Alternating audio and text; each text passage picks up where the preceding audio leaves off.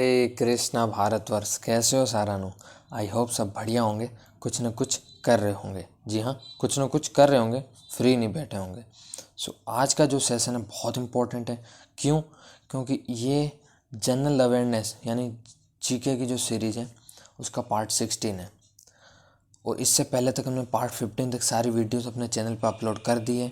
नहीं देखी है तो उसकी हमने सेपरेट प्लेलिस्ट बना दी है। Link is the description box या ऊपर आई बटन पे आपको प्लेलिस्ट का लिंक दिख रहा होगा, जाकर चेकआउट कर सकते हो। और ये क्लास एसएससी और रेलवे के लिए बहुत इंपॉर्टेंट है। चाहे एसएससी की बात करूँ, सीएचएसएल हो गया, सीजीएल हो गया, एसएसजीडी हो गया। अगर बात करूँ railway group D, NTPC, loco pilot, सबके लिए इंपॉर्टेंट है। इसमें हमने Indian history, Indian polity, geography, art and culture, साथ साथ वर्ल्ड हिस्ट्री, वर्ल्ड ज्योग्राफी और स्टैटिक जीके को भी पूरी तरह से कवर किया है। सो बढ़ते हैं सेशन की और without wasting any time let's get started. तो ध्यान रखें, इसमें टॉप 50 क्वेश्चन है, उसके साथ अदर इंपॉर्टेंट फैक्ट को भी हम चेक करने की कोशिश करेंगे। लगभग 70-80 क्वेश्चन हो जाएंगे। सो बढ़ते हैं सेशन के। फर्स्ट क्वेश्चन हमारे सामने है कि झेलम नदी का प्राचीन नाम क्या है। तो झेलम नदी का जो प्राचीन नाम था वो था वितस्ता। क्या था? वितस्ता, राइट। नेक्स्ट है मत्स्य जनपद की राजधानी क्या थी। तो मत्स्य जनपद की जो राजधानी थी वो थी विराटनगर। बहुत इंपॉर्टेंट है। हाल ही में राजस्थान पुलिस 2020 का जो एग्ज़ाम हुआ था उसमें पूछा गया था कि मत्स्य जनपद की, है ना, तो ऐसे जनपद की राजधानी याद रखें। 16 महाजनपद थे उन सब की, और जिन 16 महाजनपद का जो उल्लेख मिलता है वो अंगुत्तर निकाय में मिलता है, राइट। ये भी ध्यान रखें।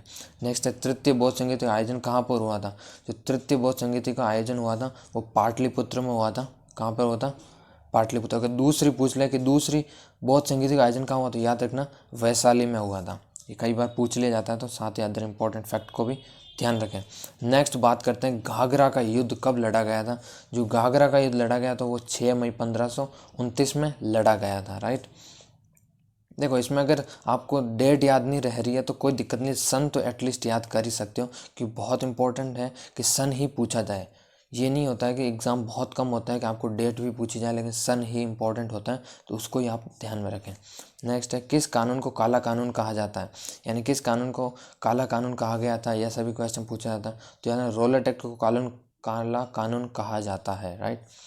नेक्स्ट है ये कब पारित हुआ, ये कमेंट करके जरूर बताएं। सन में बता देता हूँ, 1919।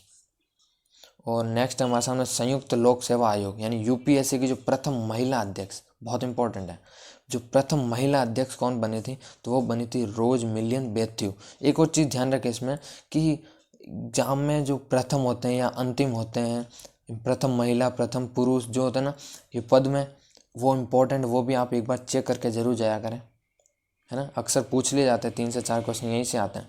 नेक्स्ट हमारे सामने है इंग्लैंड की प्रथम महिला प्रधानमंत्री कौन बनी थी, तो वो बनी थी मार्गरेट थैचर। कौन बनी थी?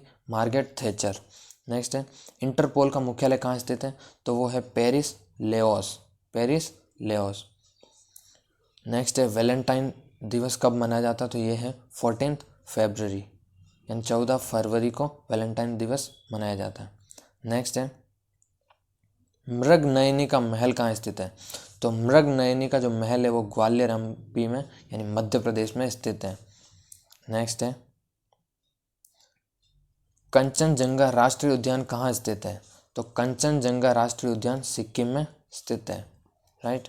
नेक्स्ट है केंद्रीय चावल अनुसंधान संस्थान का मुख्यालय कहाँ स्थित है, जो केंद्रीय चावल अनुसंधान संस्थान का जो मुख्यालय वो है कटक। नेक्स्ट है राजस्थान दिवस कब मनाया जाता है, तो सभी राज्यों के जो दिवस है वो भी ध्यान रखें, तो इसका राजस्थान का 30 मार्च हो जाएगा, राइट। बढ़ते हैं फिलहाल नेक्स्ट क्वेश्चन की, और वो है पंडवानी। बहुत इंपॉर्टेंट है पंडवानी लोक नृत्य। तो लोक नृत्यों के बारे में ये मैं बता दूं, इंडियन आर्ट एंड कल्चर का टॉपिक है। नृत्य हो गया, आपके मेले हो गया, और आपके मंदिर हो गए, ये जितने भी टॉपिक आते हैं ये आर्ट एंड कल्चर के होते हैं। और इसमें मैं बता दूं छत्तीसगढ़ का पंडवानी प्रसिद्ध है लोक नृत्य। नेक्स्ट है शांतिवन नामक समाधि स्थल का संबंध किससे है, तो शांतिवन है वो, उस समाधि स्थल का संबंध है पंडित जवाहरलाल नेहरू। याद रखें, ये भारत के प्रथम प्रधानमंत्री भी थे और सर्वाधिक कार्यकाल तक रहने वाला प्रधानमंत्री है। नेक्स्ट है हरियाणा हरिकेन के नाम से किसे जाना जाता है, तो वो जाना जाता है कपिल देव को। याद रखना कपिल देव का संबंध क्रिकेट से है, कई बार पूछा जाता है। ये खेल प्रश्नोत्तरी हमेशा याद रखना, स्टैटिक जीके का ही पार्ट होता है। नेक्स्ट है महात्मा गांधी का पांचवा पुत्र किसे कहा जाता है? तो जो महात्मा गांधी का जो पांचवा पुत्र कहा जाता है वो कहा जाता है जमनालाल बजाज। नेक्स्ट है भारत रत्न पुरस्कार की शुरुआत कब से हुई थी? तो भारत रत्न की जो सर्वप्रथम पुरस्कार की शुरुआत हुई थी 1954 से हुई थी, याद रखना। फिर इसको बंद कर दिया गया था भारतीय जनता पार्टी के द्वारा। फिर वापस जब कांग्रेस की सरकार आई थी तो इसको वापस स्टार्ट किया गया था। जब पुनः स्टार्ट किया गया था तो पहली बार जो दिया गया था मदर टेरेसा को दिया गया था, याद रखना। One of the most important question कि जब बंद हुआ था, जब इसको बंद कर दिया गया था उसके बाद में वापस शुरू होने पर सर्वप्रथम किसे दिया गया था? मदर टेरेसा को दिया गया था, याद रखें। नेक्स्ट है अवंती सुंदरी नामक पुस्तक के लेखक कौन थे? तो महाकवि या कवि दंडी इस पुस्तक के लेखक थे। नेक्स्ट है रेड क्रॉस की स्थापना किसने की थी? तो रेड क्रॉस की स्थापना की थी हेनरी ड्यूनेंट को, हेनरी ड्यूनेंट ने की थी, याद रखें। रेड गार्ड्स भी आता है, दोनों अलग है, रेड क्रॉस और रेड गार्ड्स दोनों में अंतर है, दोनों में कंफ्यूज नहीं होना है। नेक्स्ट है मैरी कॉम का संबंध किस खेल से है? तो मैरी कॉम का संबंध मुक्केबाजी से है, राइट। बढ़ते हैं नेक्स्ट क्वेश्चन की ओर। नेक्स्ट है युवराज सिंह का संबंध किस खेल से है? तो युवराज सिंह का आप सबको पता होना चाहिए, 6 बॉल में 6 छक्के लगाने वाले भारत के एक बहुत शानदार क्रिकेटर रहे हैं, क्रिकेट से संबंध रखते हैं ये। नेक्स्ट है किस खिलाड़ी को टर्बिनेटर के नाम से जाना जाता है? तो वो जाना जाता है हरभजन सिंह को, याद रखें, बहुत फेमस है, इनका चैनल भी है, टर्बिनेटर नाम से ही है। नेक्स्ट है कनाडा का राष्ट्रीय खेल कौन सा है? तो जो कनाडा का राष्ट्रीय खेल है वो है आइस हॉकी। भारत का पूछे तो याद रखना हॉकी है, पाकिस्तान का पूछे तो याद रखना हॉकी है, और ऑस्ट्रेलिया और इंग्लैंड का पूछे तो क्रिकेट है। नेक्स्ट है खलीज टाइम्स नामक समाचार पत्र का प्रकाशन स्थल कौन सा है? तो वो है दुबई। द हिंदू पूछे तो याद रखना चेन्नई। नेक्स्ट है रिपब्लिकन पार्टी का संबंध किस देश से? तो रिपब्लिकन पार्टी और डेमोक्रेटिक पार्टी दोनों ही अमेरिका से बिलोंग करती है, और भारतीय जनता पार्टी और भारतीय राष्ट्रीय कांग्रेस भारत से बिलोंग करती है। नेक्स्ट है भारत की सबसे ऊंची मीनार कौन सी है? तो भारत की सबसे ऊंची मीनार है कुतुब मीनार, याद रखना। भारत की सबसे ऊंची मीनार मानी जाती है कुतुब मीनार। और कुतुब मीनार का निर्माण शुरू किसने कराया था? कुतुबुद्दीन ऐबक ने। और पूर्ण किसने कराया था? इल्तुतमिश ने। नेक्स्ट है भारतीय संविधान में पद का प्रावधान किस देश से लिया गया? जो भारतीय संविधान में है, जो याद रखना ये क्वेश्चन छपा नहीं है यहाँ पे, तो टाइपिंग मिस्टेक हो गई। याद रखना यहाँ पर उपराष्ट्रपति होगा, यानी जो उपराष्ट्रपति पद का जो प्रावधान है, थोड़ा उसके लिए माफ़ी चाहता हूँ, ये क्वेश्चन थोड़ा टाइप नहीं हो पाया। तो उपराष्ट्रपति पद का जो प्रावधान है वो कहाँ से लिया गया? तो वो लिया गया अमेरिका से। कहाँ से लिया गया? अमेरिका से। नेक्स्ट है संघ शक्ति समिति के अध्यक्ष कौन थे? जो संघ शक्ति समिति के जो अध्यक्ष थे वो थे पंडित जवाहरलाल नेहरू। नेक्स्ट है मूल संविधान में कुल कितनी अनुसूचियाँ थी? जो थी 8, यानी बता दूं जब संविधान बनकर तैयार हुआ था उसमें 8 अनुसूचियाँ थी। फिर जब संविधान बना उसके बाद में वर्तमान तक अब 12 अनुसूचियाँ हो गई, यानी वर्तमान के बाद में 4 अनुसूचियाँ बढ़ी है मूल संविधान के बाद में। तो ये भी क्वेश्चन इस तरह से बन सकता है कि मूल संविधान के पश्चात कुल कितनी अनुसूचियाँ बनकर तैयार हुई है? तो यानी 4 अनुसूचियाँ, और वर्तमान में कितनी अनुसूचियाँ? 12, है ना।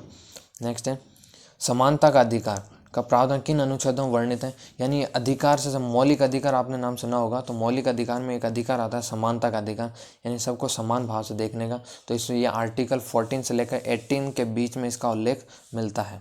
नेक्स्ट है तमिलनाडु में राज्यसभा सदस्यों की संख्या कितनी है? तो वो है 18।